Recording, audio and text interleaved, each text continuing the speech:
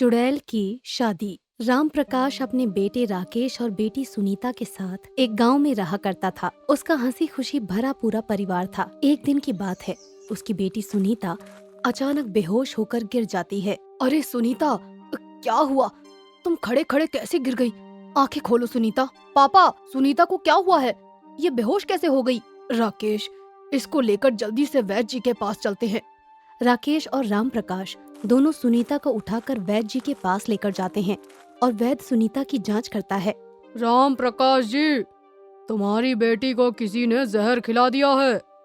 अरे, ये क्या कह रहे हो वैद्य जी? पिताजी, अभी थोड़ी देर पहले सुनीता खीर खा रही थी। खीर? खीर तो घर में बनी ही नहीं है।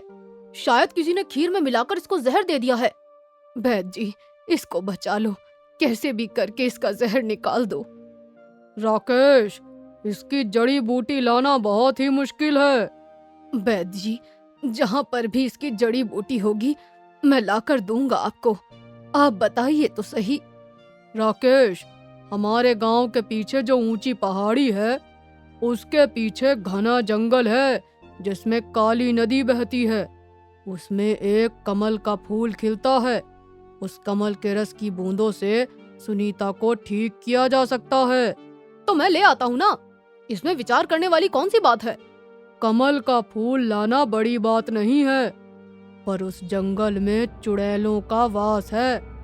उस जंगल में जो भी जाता है बचकर वापस नहीं आता, और उस कमल की रक्षा एक चुड़ैल करती है जो किसी को भी उस कमल के पास नहीं जाने देती। कोई बात नहीं वैद्य जी, उस कमल का रस मैं लेकर आऊंगा। नहीं पिताजी, उस कमल का रस मैं लेकर आऊंगा। आप सुनीता के पास रुको, सुनीता को आपकी जरूरत है। पर बेटा, ये जंगल खतरों से खाली नहीं है, उसमें कई तरह के खतरे बने हुए हैं। पिताजी, मैं अपनी बहन के लिए उन खतरों से भी खेल जाऊंगा। जैसी तुम्हारी इच्छा बेटा। राकेश जंगल की ओर चल देता है और घने जंगल में पहुंच जाता है। तभी उसे जानवरों के चिल्लाने की आवाज सुनाई देती है। पहले तो वो डर जाता है और हिम्मत करके आगे बढ़ता है। चलते चलते अंधेरा हो जाता है। अरे, ये रस्सी इस जंगल में कहाँ से आ गई? जैसे ही वो उसको हाथ लगाता है, वो रस्सी एक सांप होती है। राकेश डर के मारे सांप को छोड़ देता है और भागने लगता है। ऐसे अंधेरे में जंगल पार करना बहुत ही मुश्किल है, कहीं से आग का इंतजाम करना होगा। राकेश दो पत्थरों को घिसकर एक लकड़ी में आग लगा लेता है और उसको लेकर आगे बढ़ता है। चलते चलते वो उस नदी के पास पहुंच जाता है। चलो, शुक्र है मुझे कमल के फूलों वाली वो काली नदी मिल गई। अब मैं ये कमल का फूल लेकर अपनी बहन सुनीता की जान बचा लूंगा। अरे, यहाँ तो अभी हवा चल रही थी और पत्ता भी नहीं हिल रहा था, और ये अचानक से हवा का भंवर कहाँ से आ गया? जैसे तैसे वो अपने आप को संभालता है। तभी उसको ऐसा लगता है कि जैसे उसके पीछे से कोई गया है। इस घने जंगल में आखिर कौन है? अभी तो यहाँ कोई नहीं था। मेरे पीछे से ऐसा मुझे क्यों लग रहा है कि जैसे कोई गया है? वो इधर उधर देखता है पर उसको कोई नजर नहीं आता। तभी एक चुड़ैल हंसती हुई कौन हो तुम और इस जंगल में क्या कर रहे हो? राकेश पहले तो डर जाता है, पर हिम्मत करते हुए वो खड़ा होता है। कौन हो तुम और मुझे डराने की कोशिश क्यों कर रही हो? पहले सवाल मैंने किया है, तुम इस जंगल में कौन हो? किसने तुम्हें इस जंगल में आने की इजाजत दी है? चले जाओ यहाँ से, कोई मनुष्य नहीं आ सकता। यहाँ चुड़ैलों का वास है। मैं तुम चुड़ैलों से नहीं डरता। कौन हो तुम जो इतना निडर होकर मुझसे बात कर रहे हो? जानते नहीं मैं चुड़ैल हूँ। पल भर में ही तुम्हें मारकर खा जाऊंगी। मेरा नाम राकेश है और मैं अपनी बहन के लिए यहाँ पर आया हूँ। बहन के लिए? मैं कुछ समझी नहीं। मेरी बहन सुनीता को किसी ने जहर दे दिया है और वो सिर्फ इस कमल के रस से ही ठीक हो सकती है। मैं अपनी बहन के लिए ये काली नदी का काला कमल लेने आया हूँ, जिससे उसको इसका रस पिला सकूं और उसकी जिंदगी बचा सकूं। चुड़ैल आंख बंद करती है और कुछ सोचती है और बताती है। राकेश, तुम्हारी बहन को जहर तुम्हारे ही पड़ोसी ललित ने दिया था। वो तुम्हारी तरक्की और हंसी खुशी के परिवार से जलता था, इस वजह से उसने तुम्हारी बहन सुनीता को जहर दिया है। ये क्या कह रही हो तुम? तुम्हारी बात पर मैं विश्वास कैसे करूं? तुम्हें अगर मेरी बात पर विश्वास नहीं है तो कोई नहीं, अभी तुम्हें अपनी बहन सुनीता की जिंदगी को बचाना जरूरी है। मैं तुम्हारे भाई बहन के प्यार से बहुत खुश हूँ। तुम ये काला कमल ले जाओ और अपनी बहन को ठीक कर लो, पर मेरी एक शर्त है। मुझे तुम्हारी सारी शर्तें मंजूर हैं। मैं ये कमल तभी ले जाने दूंगी जब तक तुम मुझसे वादा न करो कि तुम मुझसे शादी करोगे।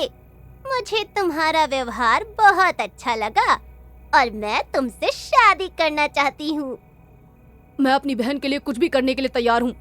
आने वाली पूर्णिमा की रात को मेरे घर आ जाना, मैं तुमसे शादी कर लूंगा। चुड़ैल उसको कमल का फूल दे देती है और कमल का फूल ले जाकर राकेश सुनीता के मुंह में रस डाल देता है, जिससे सुनीता पूरी तरह से ठीक हो जाती है और राकेश सबको चुड़ैल से शादी करने की बात बताता है। अरे राकेश भैया, कैसा वादा कराए, तुम्हारी शादी एक चुड़ैल से कैसे हो सकती है? मुझे अपनी बहन की जिंदगी प्यारी थी। मैं अपनी बहन की जिंदगी के लिए एक चुड़ैल से शादी करने के लिए तैयार हो गया। उसके बाद मेरा कुछ भी हो, मुझे फर्क नहीं पड़ता। पूर्णिमा का दिन आता है। राकेश के घर चुड़ैल आ जाती है। राकेश, देखो आज पूर्णिमा की रात है और मैं तुमसे शादी करने के लिए आ गई हूँ। आओ हम शादी करते हैं। हाँ हाँ ठीक है, हम दोनों शादी करेंगे। अब मेरी बहन बिल्कुल ठीक है, मुझे मेरा वचन अच्छी तरह से याद है। राकेश और चुड़ैल की शादी हो जाती है। दोनों एक दूसरे के गले में माला डाल देते हैं। तभी चुड़ैल अपने एक नए रूप में आ जाती है। वो अत्यंत सुंदर और सुशील दिखने लग जाती है। अरे ये क्या हो गया तुम्हें? तुम तो एक चुड़ैल थी और एक परी के रूप में तुम यहाँ पर कैसे आ गई? हाँ राकेश, मैं एक परी हूँ। मुझे किसी ने श्राप दे दिया था, जिसकी वजह से मैं एक चुड़ैल में बदल गई थी। पर जब मैंने उससे अपनी श्राप की मुक्ति जाननी चाही तो उसने कहा कि मेरे गले में कोई माला डालकर शादी करेगा तो मैं अपने असली रूप में आ जाऊंगी। और आज तुमने मुझसे शादी की है तो मैं अपने असली रूप में आ गई हूँ और मुझे चुड़ैल के रूप से मुक्ति मिल गई है। तुम्हारा ये एहसान मैं कभी नहीं भूल पाऊंगी। नहीं नहीं, इसमें एहसान की क्या बात है? अब तो तुम मेरी धर्म पत्नी हो। पर मुझे खुशी इस बात की है कि तुम्हें अब अपने चुड़ैल के श्राप से मुक्ति मिल गई है। राकेश उसके परी रूप को देखकर बहुत खुश होता है और दोनों अपना विवाहित जीवन शुरू करते हैं और राम प्रकाश से आशीर्वाद लेते हैं। राकेश बेटा, मैं तुम्हारे लिए बहुत खुश हूँ। तुमने बहुत ही नेक काम किया है। इस चुड़ैल को उसके श्राप से मुक्त किया और अपनी बहन को नई जिंदगी दी है। मैं तो चुड़ैल से शादी के नाम से ही डर गया था कि मेरे बेटे का क्या होगा, पर तुम्हारे साफ दिल ने सब कुछ सही कर दिया। हाँ पिताजी, आप सही कह रहे हैं। अब तुम दोनों हंसी खुशी अपना जीवन व्यतीत करो, यही मेरी दुआ है। राकेश चुड़ैल के साथ अपना जीवन जीने लगता है।